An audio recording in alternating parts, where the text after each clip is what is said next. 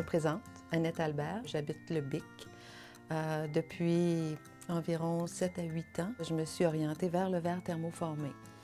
Le verre thermoformé, c'est un verre tout simplement qu'on fait cuire et fondre.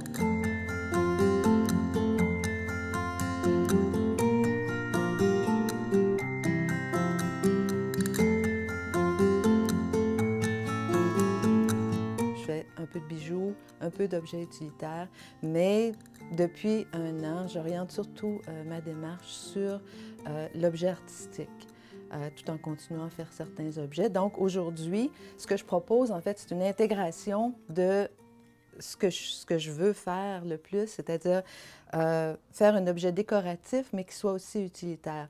Donc, on parle ici d'une petite assiette de verre thermoformé, verre clair, avec intégration de pseudo-fibres de Kozo. Donc, première étape, fabriquer la gaufrette.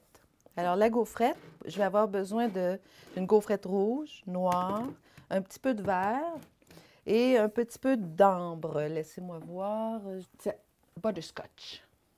Pour une assiette, c'est parfait. Butterscotch. Donc, je prends le noir pour débuter. Je travaille sur une plaque. Alors, cette plaque-là est recouverte d'un enduit qui est rosé, mais à la cuisson, il va devenir complètement blanc, complètement crème. Et ça empêche ça, le verre de coller. Donc, pour la préparation de la gaufrette, je prends de la poudre. Alors, vous avez mon petit ami, et je fabrique une gaufrette. Avec un instrument qui est avec un embout de caoutchouc, je vais tout simplement fabriquer ma fibre. Ça, c'est zen. C'est la partie très zen. Alors, on se laisse aller. De toute façon, ce qui va sortir du four, on ne peut jamais le prévoir exactement. Alors, on fabrique un assemblage de poudre comme ça. Alors, j'ai fait le noir. Je vais faire le rouge. Il faut que j'en ai quand même une bonne épaisseur parce que sinon, ma gaufrette, ma fibre va être trop mince, donc plus cassante. Parce qu'on se rappelle que c'est du verre, ça. C'est du verre en poudre. Donc, c'est cassant. J'ai mes éléments de décoration que je vais pouvoir cuire et retravailler ensuite, découper et placer sur ma plaque de verre. La poudre que j'ai façonnée sur la plaque, je vais la faire cuire maintenant. Donc, placer cette plaque dans mon four.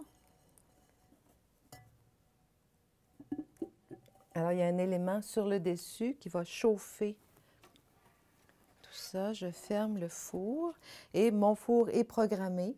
Donc, je fais on pour le type de cuisson qui est nécessaire à au type de produit que je veux obtenir. Alors, c'est une cuisson qui est rapide. Je n'ai pas des morceaux de verre épais, j'ai rien. Donc, 1 heure, 1 heure et demie, c'est réglé. On peut ouvrir le four et récupérer nos gaufrettes qui vont servir à décorer l'assiette. La température intérieure est redevenue normale. Je peux l'ouvrir. Je vais tester ma plaque. Bon, c'est bon, je peux la prendre.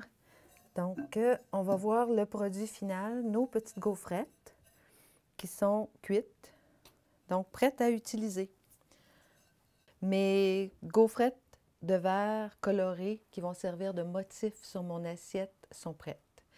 L'autre étape, réaliser en fait le carré de l'assiette. Alors, j'ai toujours, ici j'ai du verre clair. Ici même, mon morceau est cassé, mais c'est pas grave, parce qu'à la fusion, ça va se ressouder. Donc, c'est pas important. Je vais tout simplement couper là-dedans la grandeur que j'ai besoin pour faire une petite assiette carrée. Alors, je trempe ma pointe diamantée dans un peu d'huile et voilà. Alors, je vais couper ce morceau. J'ai un outil qui me sert à faire des belles coupes. Voilà. Alors, j'ai un premier morceau qui servira à faire mon assiette. Et comme le verre n'aime pas les épaisseurs de moins de 6 mm, je dois mettre 2 couches de verre de 3 mm.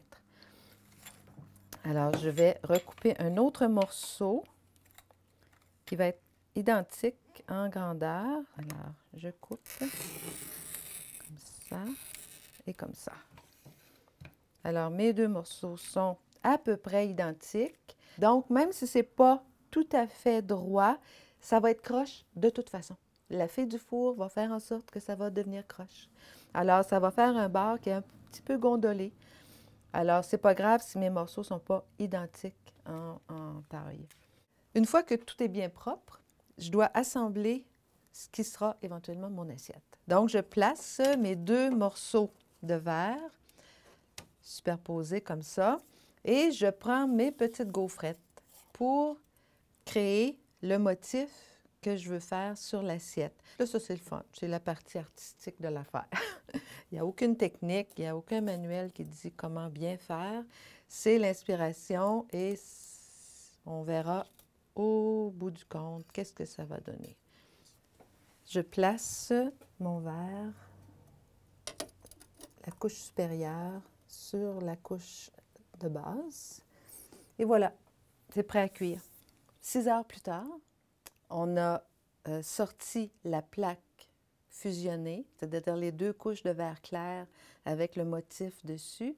Et j'ai replacé cette plaque-là sur un moule pour une deuxième cuisson, mais à plus basse température. La première cuisson, on se rappelle, 820 degrés Celsius. La deuxième cuisson sur le moule, 665 degrés Celsius, mais sur une longue période. Encore un autre 6 heures, même si la température est moins élevée, tout simplement pour faire en sorte que la plaque de verre tombe à l'intérieur du moule. J'ai mis un moule carré. Je vais faire une belle petite assiette qui va servir pour des fromages, des dégustations quelconques. Donc, je souhaite que l'assiette soit belle. J'ouvre le four. Et voilà. Wow! Bien réussi. Donc, c'est bon. C'est pas trop chaud. Alors, c'est ça. Il faut vraiment laisser refroidir le four pour manipuler la pièce. Et là, on voit que les côtés, qui avaient été taillés quand même assez carrés, ont rondi un petit peu. C'est l'effet du moule. On voit une texture en dessous, qui est toujours l'effet Kozo. Et le motif, les gaufrettes, sont fusionnées à l'intérieur du verre. Donc, c'est lisse. Alors, il n'y a pas d'aspérité, rien, ni sur le dessous, ni sur le dessus. Donc, on a une belle petite assiette qui va servir à quelqu'un à manger du fromage. Avec des amis, peut-être. Voilà.